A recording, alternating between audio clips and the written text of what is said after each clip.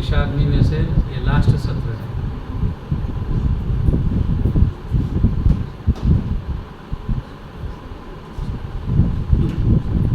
ये सत्र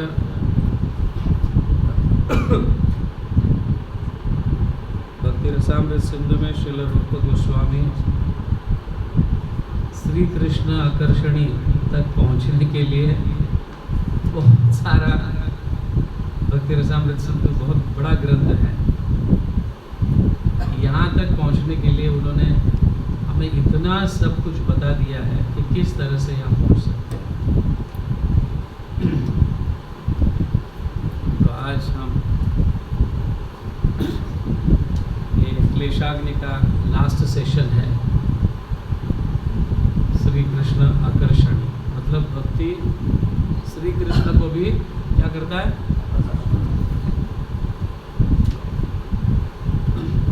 श्री कृष्ण को आकर्षित करती है, वो है भक्ति। तो ये भक्ति रसामृत सिंधु का ये श्लोक है। क्लेशाग्नि शुभदा मोक्ष सुदुर्लभा सांद्रानंद विशेषात्मा श्री कृष्ण आकर्षणी चौसा। तो आज कई दिनों से हम चर्चा करते आ रहे हैं, क्लेशाग्नि के विषय में चर्चा किए, शुभदा के विषय में चर्चा किए, मोक्ष लघुताकृत कैसा है इसके विषय में चर्चा की। लास्ट टाइम सांद्रानंद मतलब आनंद देने वाली, और उनमें आनंद कितने प्रकार का है और कौन आनंद देने की प्रतिमूर्ति कौन है, इस विषय में हमने चर्चा की। तो आज हम श्री कृष्ण आकर्षणी के विषय में चर्चा करेंगे। ये लास्ट सेशन है। श्री कृष्ण को आकर्षित करने की उसकी शक्ति, किसकी शक्ति, किसकी शक्ति, भक्ति की शक्ति। ये साधारण भक्ति की बात नहीं हो रही है, उत्तम भक्ति की बात हो रही है। ठीक है, तो उत्तम भक्ति तक कैसे पहुंचना चाहिए हम अगले गुरुवार से चर्चा करेंगे। वैदिक भक्ति, फिर रागानुगा भक्ति, फिर भाव भक्ति और प्रेम भक्ति तक भी पहुंचने का प्रयास हम करेंगे, जो भक्ति रसामृत सिंधु में श्रील रूप गोस्वामी और श्रील विश्वनाथ चक्रवर्ती ठाकुर बहुत सुंदर रूप से जिनके ऊपर टीका लिखे हैं, डिटेल्स में चर्चा करेंगे। तो श्री कृष्ण आकर्षणी, तो श्री कृष्ण को हम भक्ति के माध्यम से कैसे आकर्षित कर सकते हैं। अभी तक भगवान हमारे भक्ति से आकर्षित हुए हैं क्या, उसके चिन्ह क्या है, इस विषय में आज चर्चा करेंगे। हमको लगता है कि हम भगवान को आकर्षित कर रहे हैं, बट सच में हम भगवान को आकर्षित कर रहे हैं क्या, इसके चिन्ह, इसके सिम्टम्स की हम चर्चा करेंगे। तो परम सत्य ये है कि अनेक ग्रंथों में, खास करके श्रीमद् भागवतम में भगवान का इस प्रकार वर्णन किया गया है कि भगवान परम ईश्वर है कि नहीं, भगवान परम ईश्वर है, अजीत है, उन्हें कोई जीत नहीं सकता। बड़े बड़े महात्मा जन मतलब शिव जी भी हमने देखे हैं भागवतम में, शिव जी का और भगवान विष्णु का या नारायण का युद्ध चलता है, तो उसमें नारायण जीतते हैं और भगवान स्वतंत्र भी है। तो जैसे चाहे वैसे नियमों को स्थापित कर सकते हैं। वो यहाँ पे अवतरित होने के बाद कई नियमों का उल्लंघन भी कर सकते हैं। तो भगवान स्वतंत्र है, अजीत है, उसे जीता नहीं जा, उन्हें जीता नहीं जा सकता। और वो ईश्वर है, सभी के नियंत्रक है, सारे जीवों को मार्गदर्शन करते हैं, परमात्मा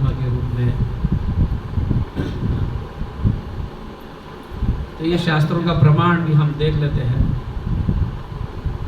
पहला, ईश्वर सर्वभूतानां हृदये देश अर्जुन तिष्ठति भ्रमयं सर्वभूतानि यंत्ररूढ़ामि मायया। भगवद गीता के 18वें अध्याय में ये श्लोक आता है, हे अर्जुन, परमेश्वर कह रहे सभी प्राणियों के हृदय में स्थित है और उनके भटकने, मतलब जो जीवात्मा भटक रहे उनके गतिविधियाँ का संचालन भी वो करते हैं। ये प्रमाण है ईश्वर। ये अजीत का प्रमाण है। ब्रह्मा जी स्वयं कह रहे ये प्रायशो अजीत अजीतो अपि असीत त्रिलोक्य। अपने जीवन का आधार बना लेते हैं वे निश्चय ही आपको जीत लेते हैं, यद्यपि आप तीनों लोकों में अन्य किसी के द्वारा अजय है। ब्रह्मा जी स्वयं भगवान के गुणगान गा रहे हैं। तो यहाँ पे जो लोग अपने, ये महत्वपूर्ण श्लोक है, जो लोग अपने अपने सामाजिक स्थानों में स्थित रहते हुए भी तर्क वितर्क और ज्ञान के प्रयास को त्याग देते हैं और अपने शरीर, वाणी तथा मन से आपके स्वरूप और लीलाओं के वर्णनों का सम्मान पूर्वक ग्रहण करते हैं, मतलब कीर्तन सुनते हैं, श्रवण करते हैं भगवान की लीलाओं का कथा तथा उन कथाओं को जो स्वयं आपको और आपके शुद्ध भक्तों द्वारा उच्चारित होते हैं।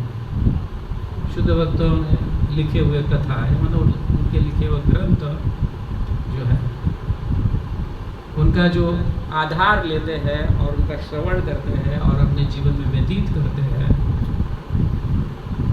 उनके विषय में कहा गया। और ये स्वतंत्र है, भगवान पूर्ण रूप से स्वतंत्र है। जन्मादि यस्य अन्वयात् यतः अन्वयादि तुरतश्चातुष्वाभिज्ञस्वराट् तेने ब्रह्म हृदय आदि कवये मुह्यन्ति यत्सूरया। श्रीमद् भागवतम का पहले स्कंद का पहले अध्याय का पहला ही श्लोक, यहाँ पे ही भगवान स्वतंत्र है ये कह गए हैं। श्रील व्यासदेव जी कहते हैं भगवान स्वतंत्र है, पूर्ण है, अजीता है और सभी के नियंता है। ये शास्त्रों से प्रमाण हमने देखा है। अभी यहाँ पे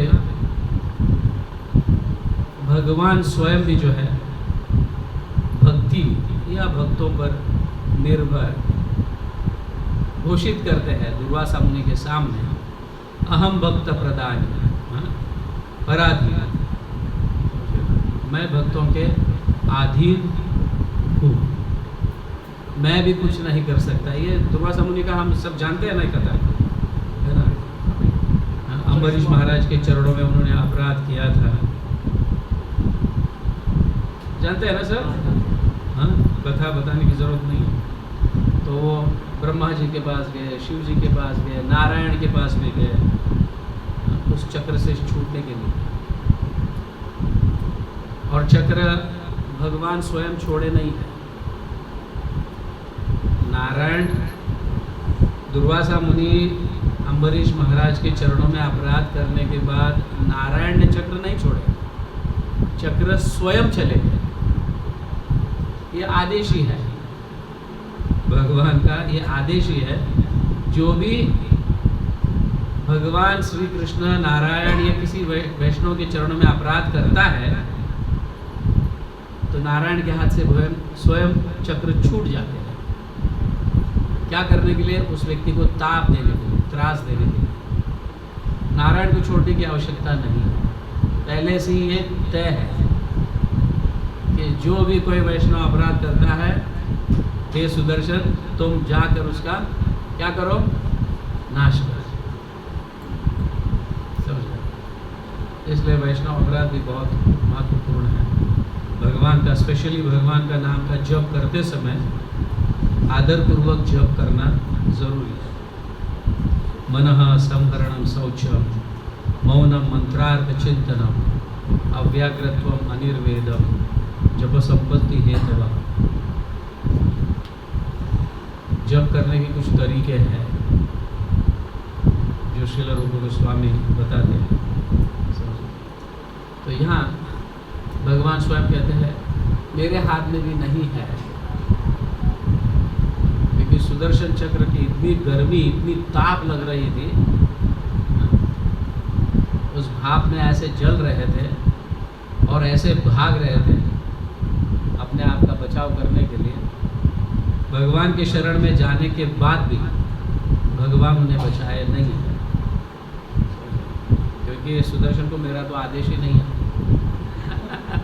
वो तो ऐसे ही छूट के चले गए। मैं अगर आदेश दिया होता तो रोक सकता हूँ, जिसने छोड़ा है वो रोक सकता है, मैंने तो छोड़ा नहीं है, उस पहले से ही डिफॉल्ट कहो उसको। जो भी वैष्णव के चरणों में अपराध करता है, सुदर्शन चक्र ऑटोमेटिकली चले जाते हैं और या तो उसको सुधारने का प्रयास या तो उसका सर्वनाश इसे करने का प्रयास चलता है। इसलिए उस समय भगवान कहते हैं अहम भक्त पराधीन हूँ,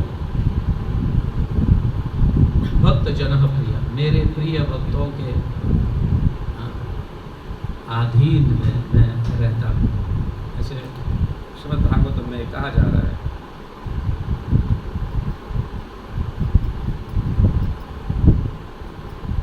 तो ये सिद्ध हो जाता है कि स्वयं कृष्ण भी भक्ति पर अपनी निर्भरता डिक्लेयर कर रहे हैं, घोषित कर रहे हैं। ये यहाँ पे ब्राह्मण मतलब दुर्वासा, समझ में ना? भगवान ने ब्राह्मण से कहा मैं अपने भक्तों के पूर्णतः अधीन हूँ, वास्तव में मैं बिल्कुल भी स्वतंत्र नहीं हूँ। जो भगवान स्वतंत्र डिक्लेयर कर रहे हैं। भगवान स्वतंत्र निश्चित रूप से है, लेकिन भक्तों से नहीं, स्पेशली शुद्ध भक्तों से, समझिए, या प्रेमी भक्तों से वो स्वतंत्र नहीं है। भगवान को वो कंट्रोल करते हैं। किस तरह से कंट्रोल करते हैं वो भी देख लेते हैं, और कंट्रोल करने का तरीका क्या है। तो यहाँ इमीडिएट दुर्वासा मुनि को ये भी कहते हैं भगवान, यहाँ पे हृदय का आदान प्रदान है। भगवान उनके हृदय में बैठे हैं और भक्तों के हृदय में भगवान बैठे हैं, समझे? और ये सत्य भी है। हमारे हृदय में कौन है? अभी परमात्मा तो सभी के हृदय में बैठे हैं, बट किसकी भक्ति कितनी गाढ़ है, कैसा है, उस तरफ मतलब उस एंगल से देखा जाए तो किसी के हृदय में परमात्मा है, तो किसी के हृदय में गोविंद है, किसी के हृदय में राम के रूप में प्रकट हुए हैं। यही परमात्मा जब भक्ति करने लगते हैं, एवं व्रत स्वप्रिय नाम कीर्त्या, कई बार मैं कहा हूँ, स्वप्रिय नाम, भगवान का प्रिय नाम, आप समझ रहे हो? भगवान का प्रिय नाम। हम सब हरे कृष्ण महामंत्र का जप तो करते हैं, और साथ ही साथ कुछ ऐसे भगवान से या ऐसे भगवान के इस रूप से या ऐसे लीला से हमारा गाढ़ संबंध हो चुका है। अभी हम उसी भगवान का स्मरण करते हैं, उन्हीं के लीलाओं का स्मरण करते हैं। कोई लोग गोपाल का स्मरण करते हैं, तो कोई गोविंद का स्मरण करते हैं, तो कोई गिरिधारी का स्मरण करते हैं, तो कोई गोपीनाथ का स्मरण करता है। इसको कहा गया है स्वप्रिय नाम। मैंने कई बार इसको दोहराया है, स्वप्रिय नाम कीर्त्या जातानुराग द्रुतचित्त उच्चय। जब किसी व्यक्ति को प्रिय नाम प्राप्त हो जाता है, वैष्णवों की कृपा से, गुरुजनों की कृपा से, अपने आप से नहीं होता है, समझ ना?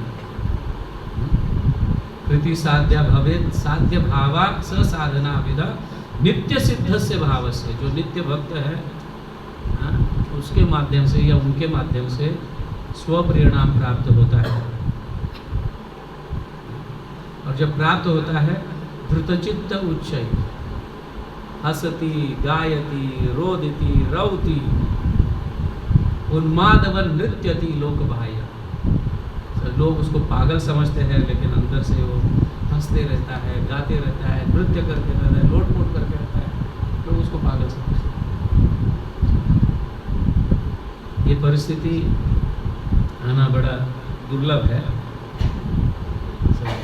और हम ही जान सकते हैं कि हमारा लेवल क्या है, और ढोंग करने से भी हमारे लेवल का पतन भी हो सकता है, इसलिए ढोंग भी नहीं कर सकते।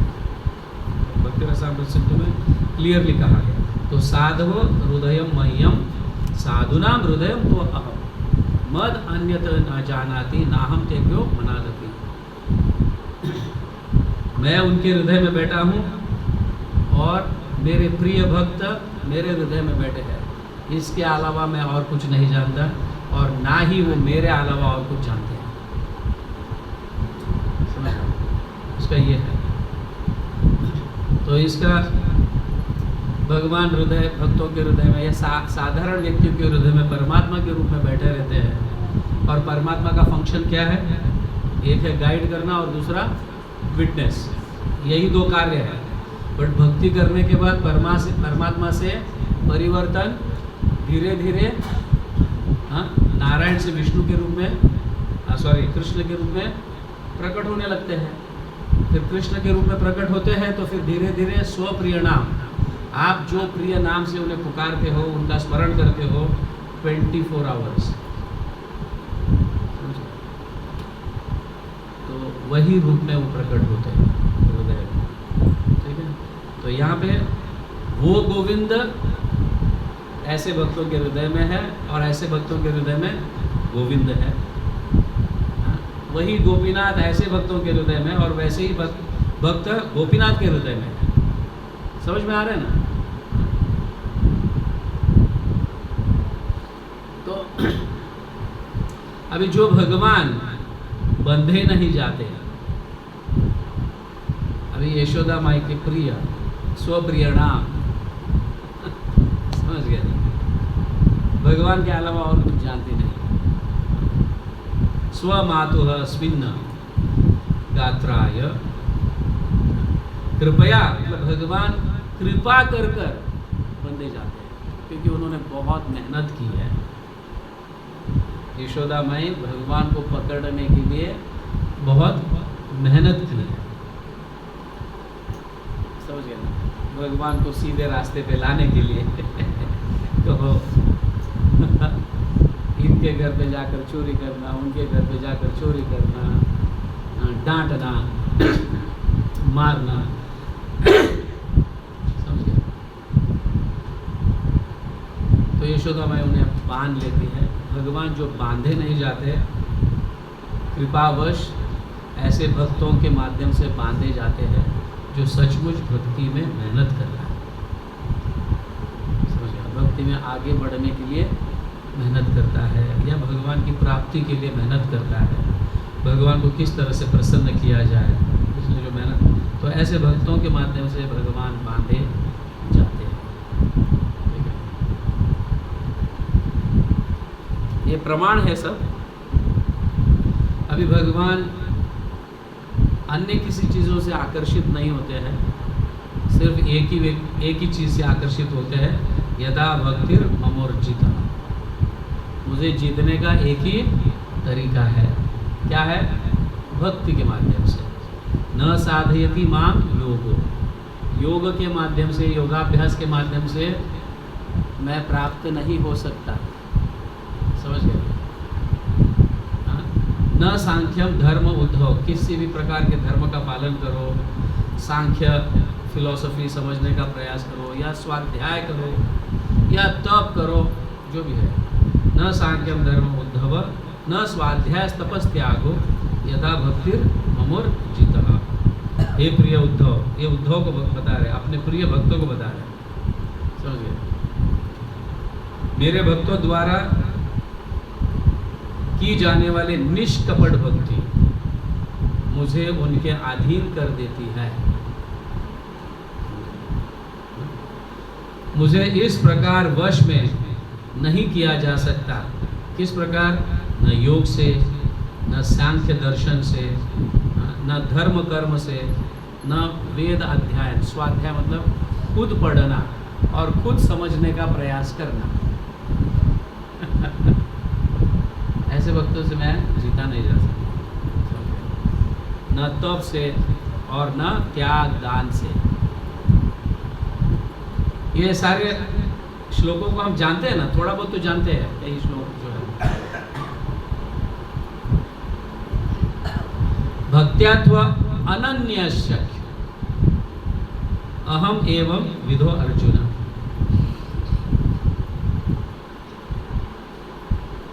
अनन्य भक्ति ही कृष्ण को उनके वास्तविक रूप में प्रकट करता है। ज्ञान ब्रह्म तक पहुंचा सकता है। योगाभ्यास जो है परमात्मा का अनुभव करवा दे सकता है। अभी परमात्मा का आप सबको अनुभव है कि नहीं? हमारे हृदय में परमात्मा है, हमें गाइड करते हैं, हमें विटनेस करते हैं, साक्षी भी बनते हैं, हम जो कार्य करते हैं। एटलीस्ट इस स्तर तक तो हमने परमात्मा के स्तर पर तो पहुंच गया है। भक्ति से भगवान का साक्षात्कार होता है। भगवान के पूर्ण स्वरूप की जानकारी सिर्फ भक्ति से मिलती है, ना योग से और ना ही ज्ञान से। उसी तरह से नित्य सिद्ध भक्त के माध्यम से ही आप किस स्वरूप को प्राप्त करना चाहिए या भगवान के किस स्वरूप की आप ध्यान स्मरण करना चाहिए, उनका कीर्तन करना चाहिए, ये भी नित्य सिद्ध भक्त ही बता सकता है। अपने आप से संभव नहीं है। कौन सा श्लोक है वो? यह स राधा श्री राधायात कारुण्यात तत्सखी संगतिम च। जब राधा रानी की कृपा हो जाती है तभी उनके जीवन में श्रीमती राधा रानी एक सखी को भेजती है। राधा रानी की जब कृपा हो जाती है, श्री राधाया कारुण्यात तत्सखी संगतिम इयात, उस व्यक्ति के साथ मतलब या उस व्यक्ति को आगे ले जाने के लिए सखी भेजती है श्रीमती राधा रानी स्वयं। जब उसकी कृपा हो जाती है या वो प्रसन्न हो जाती है उनकी भक्ति से, तो अब आगे बढ़ने के लिए वो सखी भेजती है। वो कोई भी रूप में हो सकते हैं, जैसे श्रील रूप गोस्वामी सखी है, मंजरी है। तो चैतन्य महाप्रभु के समय तो कई सखियाँ जो है मंजरी के रूप में और षडगोस्वामी के रूप में और अन्य इनके वैष्णव के रूप में आए हैं और उनको श्रीमती राधा रानी ने भेजी है सखी। उसी तरह से तत्सखी नाम तत्सखी संगतिम इया तत्सखी नाम कृपया योशिन अंगम अवापनयात। वो सखी के संग से फिर तुम्हें भी ऐसा ही शरीर प्राप्त होता है जो आप कृष्ण का संग कर सकते हो या राधा कृष्ण का संग कर सकते हो। इसलिए कहा गया नित्य सिद्धस्य भावस्य, नित्य सिद्ध व्यक्ति ही भगवान की कृपा होती है तो सखाओं को भेजते हैं और श्रीमती राधा रानी की कृपा होती है तो किसको भेजते हैं? सखी को। सिंपल है। तो हम चैतन्य महाप्रभु के अनुयायी होने के कारण हमें किनकी कृपा प्राप्त करनी है और किनका संग करना है ना? तो गौड़ीय वैष्णवस हमारे आचार्य जो है, हम प्रभुपाद का संग कर रहे हैं, रूप गोस्वामी का संग कर रहे हैं ग्रंथों के माध्यम से और उनके गाइडेंस से हम रूपानुगास है। तो राधा रानी की कृपा से हमें वो सखी रूप मंजरी प्राप्त हुए हैं। बट अगर हम रूपानुगा है तो रूप गोस्वामियों के आदेशों का पालन कर रहे हैं तो हम भले इस्कॉन से जुड़े हैं लेकिन हम रूप गोस्वामियों के आदेशों का या उनके ग्रंथों का अभ्यास नहीं करते, पालन नहीं करते, तो हम अपने आप को कहते तो ज़रूर है हम इस्कॉन के हैं, गौड़ीय वैष्णव है, लेकिन हम जो हमारे आचार्य ने दिए हुए हैं उनका तो हम पालन करते ही नहीं है। तो ये करना होता है, ये कहा गया हमारे आचार्य से बताते हैं। आगे हम देखेंगे। तो इस तरह से ज्ञान से ब्रह्म में लीन हो सकता है। सिर्फ ज्ञान ज्ञान ज्ञान के पीछे ही अगर लगा है तो वो ब्रह्म में लीन होगा। योगाभ्यास में ही लगा है तो परमात्मा तक पहुंचेगा, लेकिन भक्ति में निपुण है। प्रारंभ में भक्ति मिक्स्ड होता है, फिर बाद में भक्ति बनता है, फिर बाद में प्रेम भक्ति बनता है। तो ये प्रेम भक्ति की बात चल रही है, ठीक है। तो ये कृष्ण को आकर्षित करता है। तो कृष्ण आकर्षणी जो है, एक मुकुट मणि समझो। ये अल्टीमेट जो क्लेशाग्नि से लेके हम कृष्ण आकर्षणी तक आए हैं, तो ये मुकुट का मणि है और इसी को प्राप्त करना है। मुकुट की शोभा मणियों से होती है। अगर मणि नहीं रहे तो मुकुट का कुछ वैल्यू नहीं है। साधारण राजा भी मुकुट डाल सकता है, समझे। सम्राट कुछ अलग होते हैं, देवताएं कुछ अलग होते हैं, और भगवान श्री कृष्ण सभी के मुकुट में मणि रहते हैं, और मणि के आधार पर ही वो कितना श्रेष्ठ है ये जाना जाता है। सारे राजा मुकुट पहनते हैं, लेकिन मणि वैल्यू जो है ना, आपका बैंक बैलेंस या आपका घर का इंटीरियर या वो जो भी है, आपका कार, आपको दर्शन है बड़ा श्रीमंत व्यक्ति है, सिंपल कार है, समझ में आ रहा है ना क्या कहना चाहता हूँ। तो मुकुट के मणि पर निर्भर है वो कितना बड़ा है। तो उसी तरह से तो श्री कृष्ण आकर्षणी, जो व्यक्ति भगवान श्री कृष्ण को आकर्षित कर लेता है, यहाँ तक पहुँच जाता है, तो वो मुकुट के मणि के जैसे he is a valuable, he is a gem devotee. समझे। तो यहाँ पे गोपियों को भगवान कह रहे हैं, मैं तुम्हारी निष्कलंक सेवा का ऋण ब्रह्मा के एक दिन जीवन काल में भी नहीं चुका सकता। ब्रह्मा का एक जीवन काल हम जानते हैं, कई बार सुने हैं, है ना। कितने 1000 दिव्य युग, ब्रह्मा जी का 12 घंटा, दूसरे 1000 दिव्य युग ब्रह्मा जी का दूसरा 12 घंटा। ऐसे एक दिन में भगवान स्वयं कह रहे इतने युगों तक भी मैं आपका वर्णन करूं, आपके गुणगान गाऊं या कुछ भी करूं, तो भी आप जो सेवा किए हैं उसका ऋण मैं नहीं चुका सकता। भगवान ही कह रहे हैं।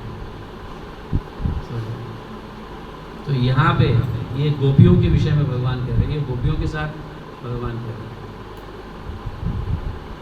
समझ। तो उन्होंने क्या सेवा की होगी, क्या नहीं। अभी महिमा ज्ञान युक्त स्यात् विधि मार्गानुसारिण रागानुगा श्रितानाम तु प्रायश केवल भवेत्। ये बहुत महत्वपूर्ण श्लोक है। ये भक्ति रसामृत सिंधु का श्लोक है। जो साधक वैदिक भक्ति जो हम कर रहे हैं, अभी तक रागानु तक पहुँचे नहीं हैं, वैदिक भक्ति कर रहे हैं, और कई लोग तो वैदिक भक्ति भी ठीक से नहीं कर रहे हैं। वैदिक भक्ति मतलब विधि का पालन करना, जो हमारे आचार्य ने दिए उसके विधि का पालन करना। सबसे प्रथम कोई विधि का पालन आता है तो वो है प्रातः साधना। मंगल आरती में मतलब सुबह ब्रह्म मुहूर्त में उठना। मैं कई बार पहले भी कहा, ब्रह्म मुहूर्ते उत्थाय कृष्ण कृष्ण की कीर्तयान, सारे आचार्य कह रहे ब्रह्म मुहूर्त में उठना चाहिए, उठकर भगवान का कीर्तन करना चाहिए। तो यहाँ पे जो लोग भक्ति के या मतलब महिमा ज्ञान को, भगवान के महिमा को जानते हैं या भगवान तक ही पहुँचे हैं, वो साधक जो है वैदिक भक्ति या वैदिक साधना कर रहा है। तो वैदिक साधना में भी प्रेम प्राप्त होता है। ऐसा नहीं कि रागानुगा साधना में ही प्रेम प्राप्त होता है, ऐसा नहीं। वैदिक साधना में भी प्राप्त होता है, लेकिन जो वैदिक साधना से ही इसी को मान लेता है और इसी साधना अपने जीवन अंत तक ले जाता है, तो उसे वैकुंठ जगत प्राप्त होता है, अयोध्या प्राप्त होता है, मथुरा द्वारका प्राप्त हो सकता है, कृष्ण का संग वहां पे भी आप कर सकते हैं, लेकिन ऐश्वर्य। परंतु जो रागानुगा भक्ति, स्वाभाविक प्रेममयी भक्ति करता है, इसका आश्रय लेता है, तो वो शुद्ध अंतरंग प्रेम माधुर्य भक्ति के अंतर्गत में आ जाता है। अब समझे, तो व्रज में वो अपने सिद्ध देह को प्राप्त करता है। समझ में आ रहा है? जो वैदिक भक्ति करता है वो द्वारका तक जा सकता है, पत्नी बन सकते हैं या वहाँ पे सखा बन सकते हैं, जो भी माता पिता भी बन सकते हैं, जो वैदिक भक्ति में रहते हुए अपने साधना को करते हैं। लेकिन वैदिक भक्ति से भी आगे जब रागानुगा में बढ़ते हैं, तब एक स्पेशल कैटेगरी जो ब्रज का भाव है वो प्राप्त होता है। वहाँ पे वो वृंदावन में अपने आप को, जब यहाँ पे आंखें बंद करेगा तो वहाँ पे आंखें खोलेगा। असल में अंतिम समय में जब हम यहाँ आंखें बंद कर देते हैं तो हमारे आंखें वहाँ पे खुल जाती हैं। तो वैदिक भक्ति भी कोई मतलब ये नहीं है, it is also valuable, but वैदिक भक्ति करना चाहिए नियमों का पालन चुस्त रूप से। और हम आगे चर्चा करते हैं जब रागानुगा भक्ति में, हम रागानुगा भक्ति के विषय में चर्चा करेंगे उस सत्रों में, तो उस समय भक्ति सिद्धांत महाराज क्लियरली कहते हैं, जो व्यक्ति 15 से 20 साल चुस्त नियमों का पालन करते हुए वैदिक भक्ति किया है, उसके बाद उसे रागानुगा में प्रवेश करना चाहिए। क्लियरली इसके स्टेटमेंट्स है, हम स्लाइड्स में बताएंगे आगे जब वैदिक भक्ति और रागानुगा की चर्चा करते हैं तो समझ आइए। तो इसलिए वैदिक भक्ति बहुत महत्वपूर्ण है, फाउंडेशन स्ट्रांग होना चाहिए। मंगलारती, फिर साधना, जप, श्रवण, नित्य श्रवण, सेवाएं, ये सारी चीज़ें चलनी चाहिए नियमित रूप से, जैसे हमारे गोपाल भट्ट गोस्वामी हरिभक्ति विलास में कहते हैं। इसके अनुसार वैदिक भक्ति करना चाहिए और चुस्त रूप से, वो भी 15 से 20 साल करोगे तब you are eligible to enter into रागानुगा। आप रागानुगा में प्रवेश कर कर उसका अनुभव कर सकते हैं। एंड एक मिक्स डिवीजन भी है, वैदिक रागानुगा मिक्स भी होता है और धीरे धीरे वैदिक निकल जाती है और रागानुगा आगे बढ़ता है। तो हम अभी कौन सी भक्ति कर रहे हैं? कितने लोग चुस्त नियमों का पालन कर रहे हैं और कितने साल से कर रहे हैं? इसलिए डोंट वेस्ट योर टाइम। आप अपना समय बर्बाद ना कीजिए। कुछ लोग डायरेक्ट रागानुगा में जंप करने का प्रयास करते हैं, नहीं चलता है। If your foundation is not strong, अगर हमारा, मैं कई बार एक उदाहरण बता देता हूँ, फाउंडेशन को क्या बोलते हैं? पाया, नींव। बिल्डिंग खड़ा करना है तो क्या बोलते हैं? वो अगर स्ट्रॉन्ग नहीं है तो आप भक्ति में आगे नहीं बढ़ सकते, कभी भी बिल्डिंग टूट सकता है। समझ गया ना? एक अर्थक्वेक आ गया तो खत्म, एक बड़ा ऐसा डिस्टरबेंस आ गया तो फिनिश्ड, फिर अगले जन्म में कंटिन्यू करेंगे। इसलिए बिना समय बर्बाद किए अपने चुस्त नियमों का पालन कीजिए। मतलब 16 माला जप नियमित रूप से होना चाहिए, और वो भी जैसे हमारे आचार्यों ने बताए हुए वैसा होना चाहिए। जब आप समझ रहे हैं, जब वैसा होना चाहिए। और वो कितने साल तक? 15 से 20 साल तक। मैं नहीं कह सकता हाँ तुम्हें अभी दीक्षा लेकर 15 साल हुआ है, नाउ यू एंटर इनटू रागानुगा भक्ति। नहीं, वो खुद ही समझ गया ना, क्योंकि खुद ही जानता है मैं कितने समय तक ठीक से पालन किया है, कितने समय नहीं किया है। कुछ समय तक आप ऐसे लूज फाउंडेशन से भी घर बना सकते हो, लेकिन बाद में टूट सकता है। इसलिए फाउंडेशन जो है, बेस अच्छी तरह से बनाइए। सुबह उठना चाहिए, साधना अच्छी तरह से होनी चाहिए, ध्यानपूर्वक होनी चाहिए। समझ गए? हम जप के विषय में भी चर्चा करेंगे, कैसे जप होते हैं। स्पेशली इसके बाद नेक्स्ट जो सेशन होगा, स्पेशली एक जप का सेशन लेंगे। फिर बाद में वैदिक भक्ति और रागानुगा भक्ति के विषय में चर्चा करेंगे। तो उसमें पता है जप कैसे करना है। मनो मध्य स्थितम मंत्रो, मंत्रो मध्य स्थितम मन, मनो मंत्रम समायुक्तम, ये तद्धि जप लक्षणम। ये जप का लक्षण है। अगर ये नहीं हो रहा है तो जप नहीं कर रहे हो आप। समझ गए ना? क्रिकेट मैच में आप उतरे नहीं हैं, अभी तो सिर्फ नेट प्रैक्टिस ही चल रहा है तुम्हारा, है कि नहीं? ऐसा देख सकते हैं, ठीक है? भले दीक्षा भी लिया है, तुम्हारा नाम तो आया है 12 की लिस्ट में, बट मैच में नहीं उतर रहा है। तो उसके लिए कठोर अच्छा प्रैक्टिस चाहिए, जब अच्छा करनी चाहिए, जब को समझना भी चाहिए, जब कैसे करना है क्या नहीं, भक्तों से सीखना चाहिए। तो महिमा ज्ञान युक्त स्यात् विधि मार्ग अनुसारिण। आप विधि मार्ग का भी पालन कर सकते हो। अगर आप ये कहें नहीं मुझे व्रज नहीं तो नहीं, ठीक है, ये भी ठीक है, ऐसा नहीं है। द्वारका भी बहुत बड़े सौभाग्य से प्राप्त होता है, मथुरा भी बड़े सौभाग्य से प्राप्त होता है, अयोध्या भी बड़े सौभाग्य से प्राप्त हो, वैकुंठ भी बड़े सौभाग्य से प्राप्त होता है।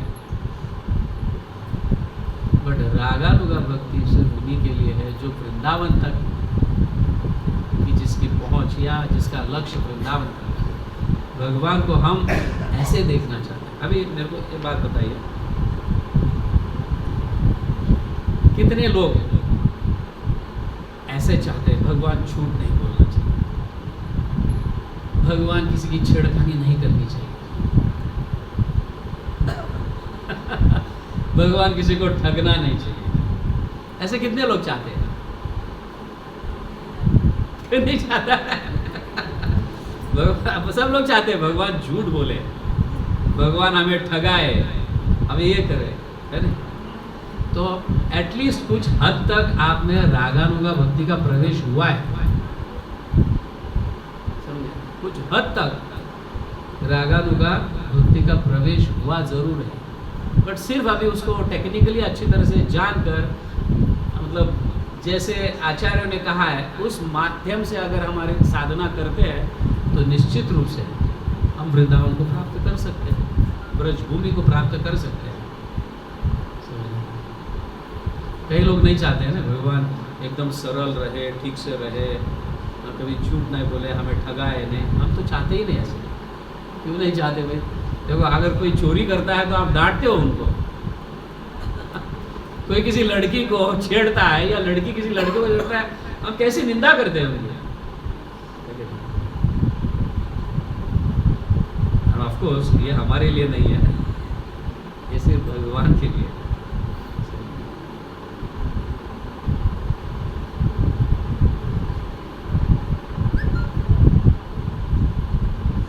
व्रज में ईश्वरता का जो है बोध नहीं है। भगवान को भूल जाते ये भगवान है। नहीं। कोई भी ब्रज में एक सखा कहो, माता पिता कहो, हाँ, कोई भी पक्षी, यहाँ तक पक्षी भी भगवान को डांटते हैं, समझ गए? भगवान जब निधि वन में लीला कर कर विलास करते रहते हैं, सुबह 3:30 बजे बड़ी मधुर कोयल की आवाज़ आती है बाहर से। तो क्या करते हैं, उठो, समय हो रहा है, अभी तुम्हें जैसे है वैसे सजना है और वापस घर जाना है। यशोदा उठेगी, यशोदा माई उठेगी, नंद बाबा उठेंगे, बरसाने में कीर्तिदा उठेगी, तुम नहीं पाओगे वहाँ पे तो चिंतित हो जाएंगे, तुम्हें उठना है। तो इतने सुबह तो भगवान की इच्छा, दोनों की इच्छा है, किसी की भी इच्छा होती नहीं उठने की, समझ गए? तो कुछ समय के बाद ऐसे पक्षियों का आवाज़ चिल्लाना चालू हो जाता है, समझिए, डांटने लगते हैं, तब उठते हैं भगवान, समझिए। हम भी कभी कभी अलार्म 3-4 लगाते हैं। जिसको 3 बजे उठना है तो 3 बजे का अलार्म लगाता है, बाद में 15 मिनट के बाद का एक अलार्म लगाता है, फिर बाद में और एक 15 मिनट के बाद का अलार्म लगाता है। करते हो कि नहीं आप सब? हाँ, ऐसे ही करते हैं। फिर भी हम उठते नहीं है। ये स्वभाव कहाँ से आया है? ये स्वभाव भगवान से आया है। वो भी उठते नहीं है।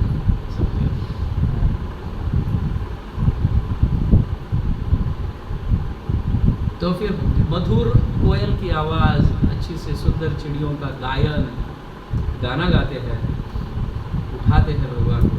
पर थोड़ा फिर आंखें मंद मंद हो जाते हैं, उठना है, अभी तक गालियाँ नहीं आई है, तब तक चलेगा।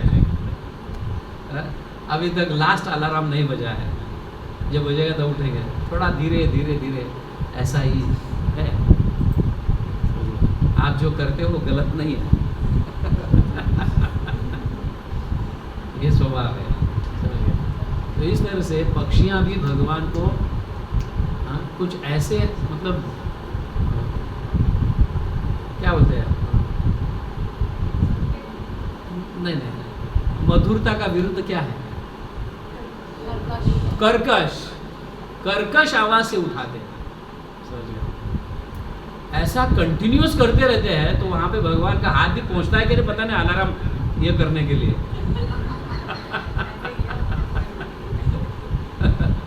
ऐसा करे तो भगवान उठ जाते हैं और फिर तैयार हो जाते हैं। फिर मंगल आरती होती है, सभी गोपियाँ इकट्ठा हो जाते हैं, पक्षी सारे जितने भी भगवान को सुख देने वाले ऐसे जो जानवर है इकट्ठा हो जाते हैं, सभी मंगल आरती करते हैं। और कुछ गोपियाँ फिर दोनों को लेकर छोड़ने जाते हैं, कुछ गोपियाँ फिर जहाँ से डिवाइड हो जाता है रास्ता, भगवान फिर नंदगांव जाते हैं, फिर बरसाना जाती है राधा रानी, उनके साथ कुछ गोपियाँ जाते हैं, कोई बीच में डिस्टर्ब ना करे।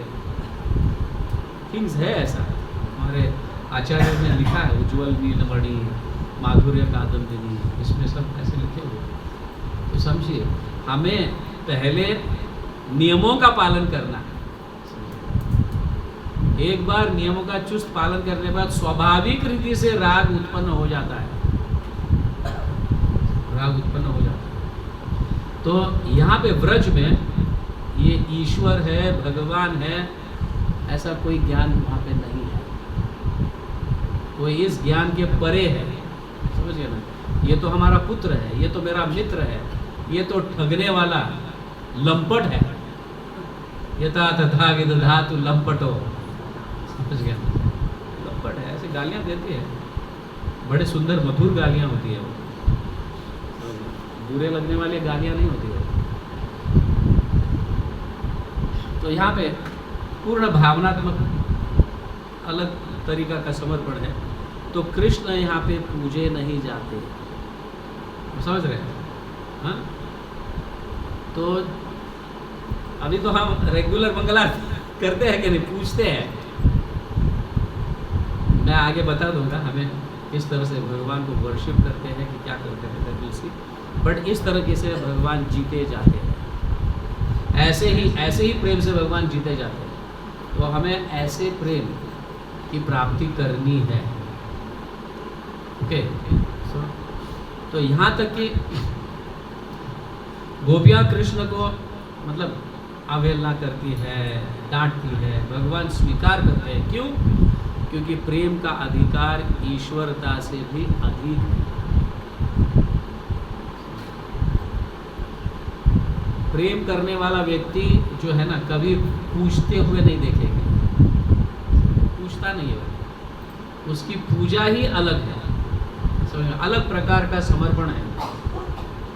तो वो समर्पण तक पहुंचने के लिए हमें ये भगवत्ता जो है, उनकी आरती, उनका ये सारे कितने सारे, कुछ लोग 3 इंग्रेडिएंट से वर्शिप करते हैं, कुछ 5 इंग्रेडिएंट से वर्शिप करते हैं, कुछ 12 इंग्रेडिएंट से वर्शिप करते हैं। जैसे धूप है, दिया है, फूल है, जल है, करचीफ है, चामर है, ये है, और भी बहुत प्रकार के हैं, 12, 15, 20, 21 प्रकार के हैं, पूरे दिन में करनी होती है। इसमें भोग से लेके सब आगे इस प्रकार के उपचार है, तो वो नियमित रूप से करना होता है। हरिभक्ति विलास में कहा गया है, तब जाके फिर रागानुगा आने लगे। जब हम डायरेक्टली जंप करते हैं तो गिरने के 100% चांसेस है, नो 99 भी नहीं, 100% चांसेस है। इसलिए डायरेक्ट रागानुगा भाव में पहुंचने का प्रयास नहीं करना चाहिए। हम अपने आप को हम जानते हैं कि मेरी भक्ति का लेवल कितना है, मैं कितना चुस्त हूँ, क्या नहीं, कितना ढीला ढाला हूँ, और इसको रागानुगा मत समझो। रागानुगा व्यक्ति जो है ना, प्रेम से ही उसके लिए वो नियम नहीं बन जाता है। 3:30 बजे उठना नियम नहीं बन जाता है उसके लिए, वो तो प्रेम से उठ जाता है, स्पॉन्टेनियसली उठ जाता है वो। समझ रहे?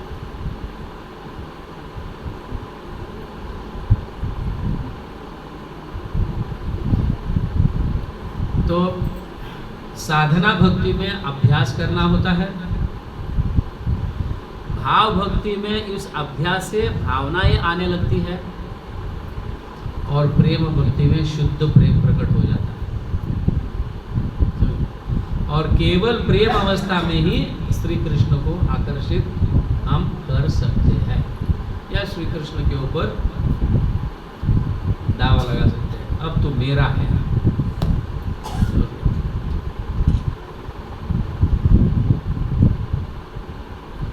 प्रैक्टिकल एप्लीकेशन साधकाओं के लिए ये दिया है। तो हमें रोज गहरा मतलब एकदम डीपली ये प्रश्न पूछने चाहिए, क्या मैं भगवान के लिए मैं प्रेम के लिए भगवान के नाम का जप करता हूँ, या फल के लिए? समझ, अब समझ पा रहे हैं इसको? ये प्रश्न नहीं भी पूछना चाहिए। हमारे आचार्यों ने बताए हुए प्रश्न, ये मैंने बताया। भगवान के प्रेम के लिए जप करता हूँ, क्या मैं कुछ प्राप्त करने के लिए जप करता हूँ? क्या मैं सेवा कर रहा हूँ या प्रतिष्ठा के लिए सेवा कर रहा हूँ? कृष्ण मेरे प्रियतम है या कर्तव्य है? कर्तव्य विधि भक्ति में आता है, प्रियतम रागानुगा भक्ति में। जब तक हम विधि भक्ति में है तब तक प्रतिष्ठा के लिए भी प्रयास करेंगे। कुछ लोग मेरा सम्मान करें, जैसे हम कई बार पूजा लाभ प्रतिष्ठा की बात करते हैं कि वो विधि भक्ति में ही होता है, रागानुगा भक्ति में ही नहीं होता। रागानुगा भक्ति पर वो भगवान पर चलता है, उन्हें देना है तो देंगे, नहीं तो नहीं। मुझे तो भगवान की प्राप्ति करनी है, बाकी सारे तो साइड बिलोंगिंग्स है, ये सब तो रास्ते में आने वाली चीज़ें। वास्तविक परिवर्तन तब प्रारंभ होगा जब कोई पूछता है कि मैं कृष्ण को कैसे प्रसन्न कर सकता हूँ। ये रागानुगा का फर्स्ट स्टेप है। हमारे हृदय में ये भावना प्राप्त होगी ना कि कृष्ण मेरी सेवा से क्या मतलब, मैं कैसे सेवा करने से कृष्ण प्रसन्न होंगे, ये बात है। जब ऐसी सेवा करेंगे तो रागानुगा का पहला सीढ़ी है ये प्रश्न, या ये कैसे प्रसन्न कर सकते। अभी तक तो हम अपने प्रसन्नता के लिए कर रहे हैं, भगवान के प्रसन्नता के लिए होनी चाहिए, तब रागानुगा भक्ति की शुरुआत होगी।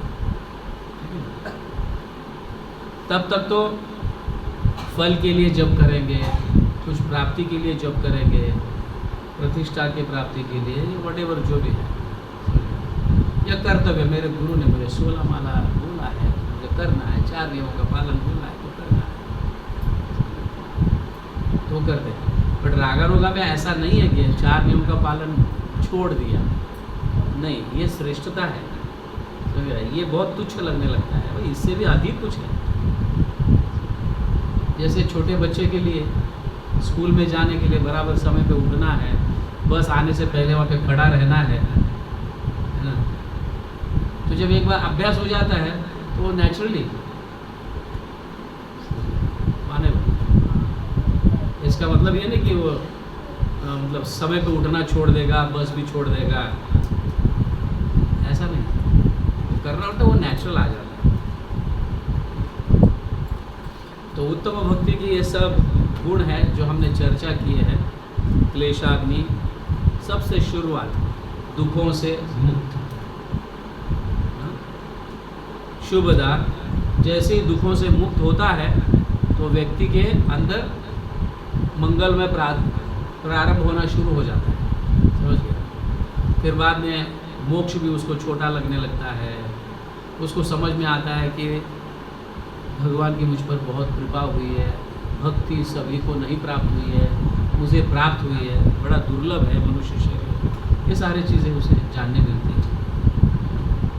फिर उसमें सेवा करते करते आनंद की प्राप्ति हो, अल्टीमेटली कृष्ण के प्रेम को या कृष्ण को आकर्षित ये करता है।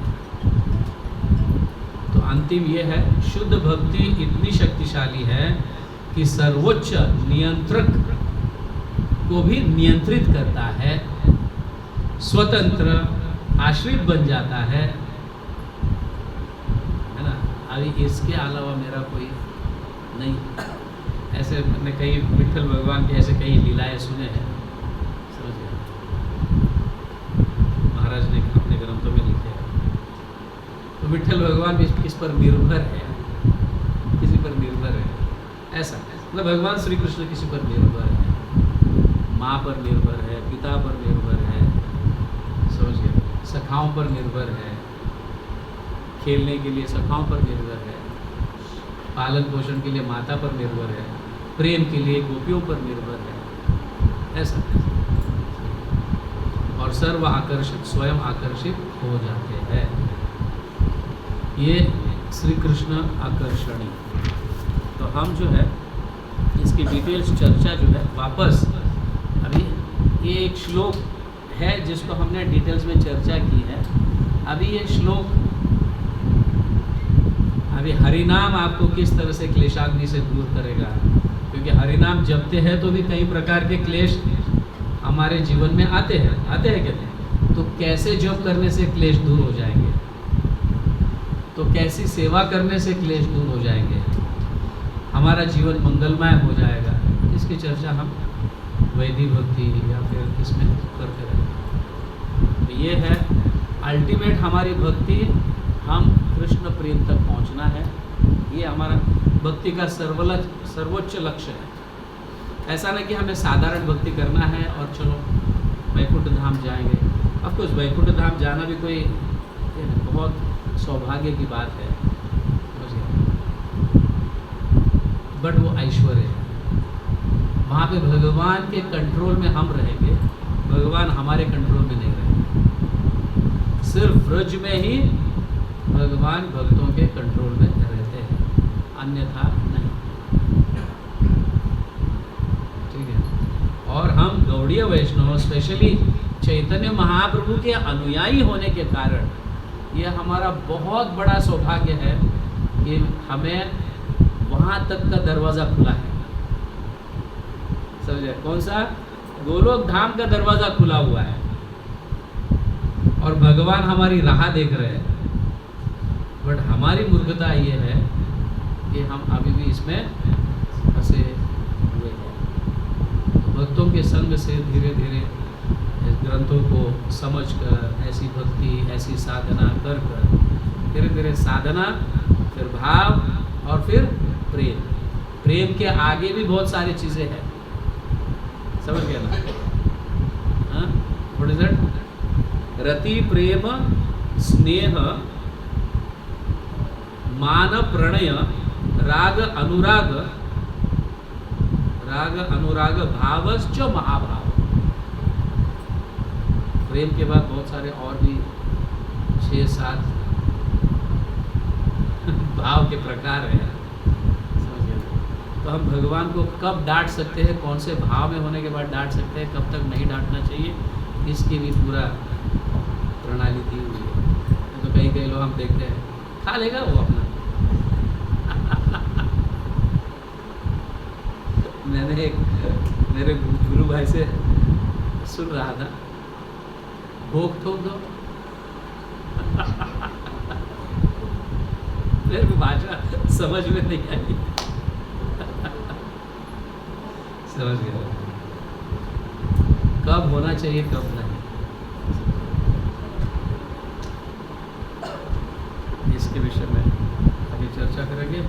यदत्र सौष्ठवम किंचित तत्सर्व गुरुवो वैष्णव प्रसादात्, यद असौष्ठवम तत्सर्वम मम दोष। जो भी आज के प्रेजेंटेशन में निश्चित रूप से कुछ त्रुटियां होती है वो पूरी तरह से मेरी है। बाकी सब जो भी अच्छे थे उसका क्रेडिट शिक्षा गुरु, दीक्षा गुरु, प्रभुपाद और हम हमारे परंपरा को जाना चाहिए। उन्हीं का प्रसाद है। Hare Krishna. Thank you very much. Jagat Guru Srila Prabhupada की गौर प्रेमानंद।